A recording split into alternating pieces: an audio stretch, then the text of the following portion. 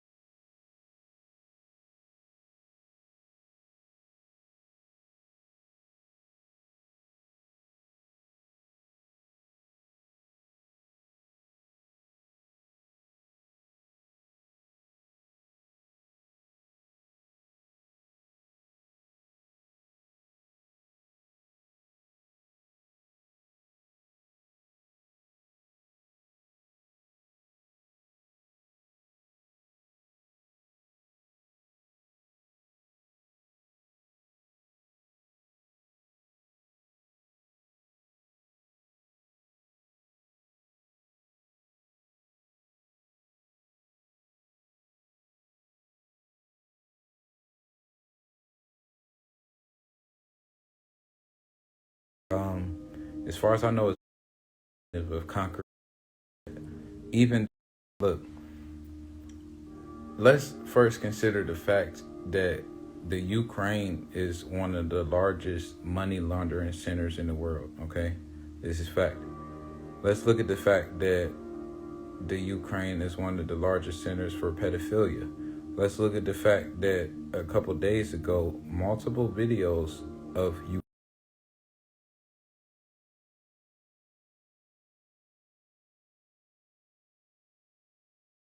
On the other hand, we have to consider that the U.S., the United States, had a bunch of biolabs over in the Ukraine for a long ass time. It's been, as far as I know, it's been at least 2 decades. And the first places that were attacked in the Ukraine were literally the locations of the biolabs in the Ukraine. So for all we know, the U.S. or whoever invested in these labs, because of course it's private investors, it's not just like the U.S. government just got together like, okay, let's put some labs in the Ukraine and let's try to fucking stop cancer with them. We already know they got the cure to cancer and all that shit. So we got to think, what the fuck was they doing with biological labs in the Ukraine? They was testing biological weapons. And Vladimir Putin had enough of that alongside all the other shit that's going on over there. So he said, man, you know what, bro? We about to take over this bitch. So the idea behind the taking over of the Ukraine, which is damn near inevitable, man. Russia is fucking pumped up, bro. They got big guns, you feel me? They got muscle. They basically got this shit, bro. They've been collecting like millions and millions of dollars worth of gold for a long ass time, to the point where their dollar is damn near backed by gold. You feel me? Like, they got crypto. They got different ways of maintaining their economy that other countries have not utilized and leading up to this conflict, right? So while it's people that's screaming, oh, help Ukraine, help Ukraine, help Ukraine, here in America, people screaming, help Ukraine, like, stop the war, stop the violence. Meanwhile, Joe Biden just sent $13.6 billion of aid to the Ukraine, and he only donated $2.7 billion to HBCUs. And then they had the nerve to pass the Crown Act to not racially discriminate, right? Or, in their words, not discriminate against hairstyle. But who the fuck gives a fuck about what hairstyle that you have, bruh? Like, literally, like, that was just something that they had in place where they're like, okay, release the Crown Act now. You feel me? It's a big distraction, and it's one of those tiny victories that barely means anything for our people economically. And it's distracting a lot of people from the fact that we're still seeking reparations on a large scale, the largest scale the largest scale that we've seen since the whole United States was put together. And people be talking about this shit every day. I've been in different Twitter groups every now and then. People constantly be talking about reparations and all of that stuff, and about the fact that the brown skin and the dark skinned people are the natives of this land. So we have to consider the fact that the COVID shit and the Russia-Ukraine conflict is literally two tools of distraction that basically paint over all the other shit that's going on whenever you flick to the news, whenever you go to major media outlets in order to see what's really going on in the world. Okay, it's all types of shootings still occurring every day. It's all types of people dying. It's still children going missing. It's still police misconduct going countrywide and worldwide. And then on top of that, the inflation is rising at an all-time high rate. Now, let me fill y'all on this inflation shit. I was really thinking about something the other day, right? So basically, inflation is going up, and it's damn near inevitable. But at the same time, a lot of wages is going up, right? But basically, like, the price of the value of the dollar is dropping, right? But this is not just due to the Russia and Ukraine situation. Our gas don't even come majority from Russia, and the fucking cost of oil per gallon is literally decreasing. The shit done decreased, and from the time when the conflict started until now. So we have to consider, why the fuck is this inflation happening? And I thought about something the other day. I was at Whole Foods with my girl, and we saw a car charging only station, right, with the car charger. And I was thinking, like, damn, they trying to push this electric vehicle agenda because they saying that it's too many fuel emissions in the air right now. They trying to cut down on CO2 and all of that. But it made me think about the fact that the electric vehicles, they literally plan on implanting all of them with some type of chip or some type of technology that, for one, it automatically stop when the police cars pull over, right? When you see a police car within 100 foot radius, when you see excuse, um excuse me emergency personnel lights within 100 foot radius, your car automatically pull you over. And then on the other hand, you got to consider the fact that they literally plan on putting tracking devices in people's cars to where they can basically have another form of surveillance over you, right? So now think about these electric cars. If they have some type of device where they can automatically shut them bitches down, you feel me? That's basically the basic electric car that they gonna have in the market by 2025.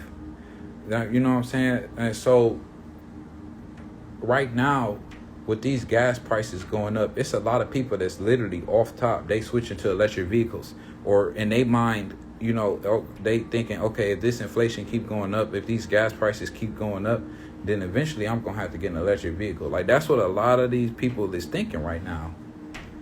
But we gotta consider the fact that they putting surveillance devices on them. It's not like we not under surveillance right now, but still it's further surveillance, and also it's another way to control how people travel.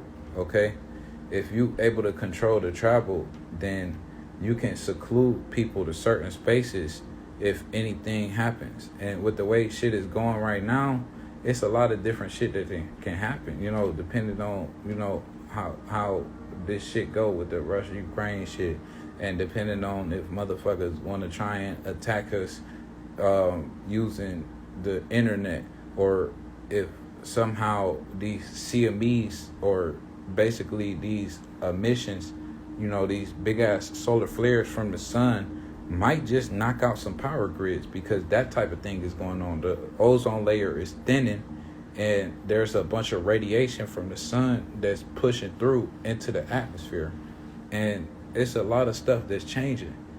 And I just wanted to address that because I wanted to lend a point of view that a lot of people might not see.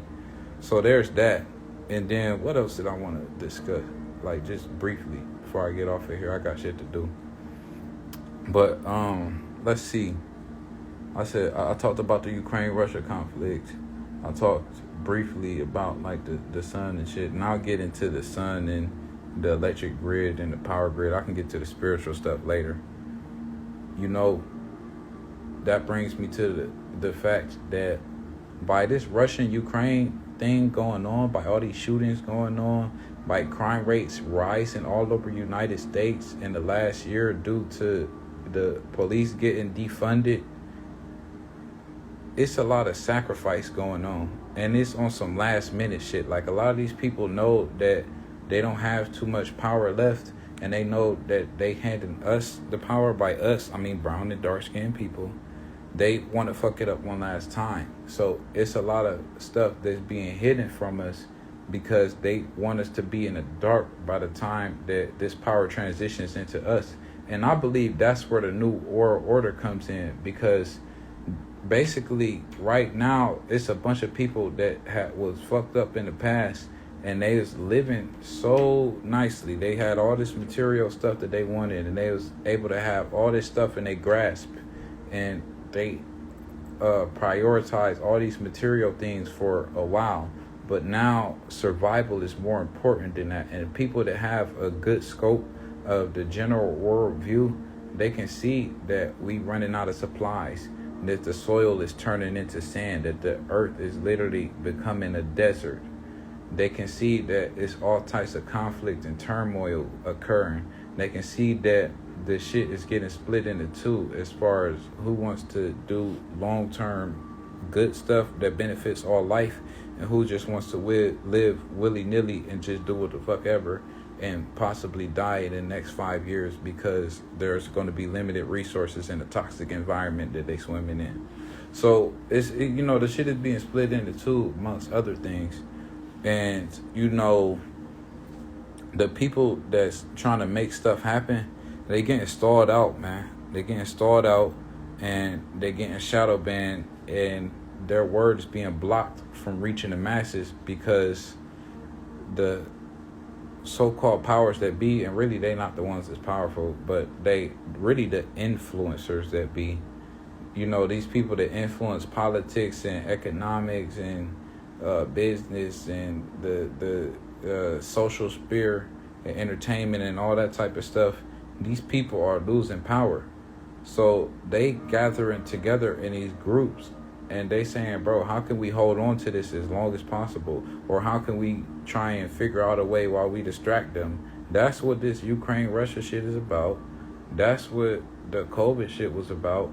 And that's what a whole bunch of shit is about, and all these keywords and shit, New World Order. Bro, the New World Order is literally just the power being shuffled. You feel me? The power is being flipped from us being on the bottom, now we on top. That's the New World Order. And so now all of this shit is a transitional event into this new order, that we bring in a new type of power into this sphere. So we, as brown skinned and dark skinned people, we have to be wary of the fact that basically we need to be ready for anything, for one. And for two, we need to figure out, what's up, I am Sensei. I'm glad that you popped in, man. So we have to be wary of the fact that in order to wield our ultimate power, we got to have ultimate preparation. That means that we need to know exactly where to get resources from and how to cultivate them. We need to know who around us knows how to keep a family structure, knows how to build things from scratch. I'm talking like homes, automobiles, who knows electric work. We need to get people together and make sure that each family and each group of people in our community is able to sustain themselves completely without the Caucasians, because a lot of people are being put on government assistance, whether it's food stamps, whether it's PUA, whether it's free housing, and all types of assistance that basically makes us want to just feed off of somebody else instead of cultivating our own way to eat. You see what I'm saying? Like, basically they've been trying to play God, and they've been using money to play God for a long time because they know that money is going to make people move all over the place. So now that money is losing value, they just running up the score. They trying to see how long they can prolong this shit because they want to survive. And I think that's a good place to stop. I'm going to talk about it later. I can go more in depth about the Ukraine-Russia situation. I can go more in depth about the New World Order and all that type of stuff, but I would advise you to run through this whole thing, man. I still got stuff to say that you may not have realized, and trust, I got plenty more. I just wanted to check in right quick. This ain't nothing. You ain't seen shit yet. 1.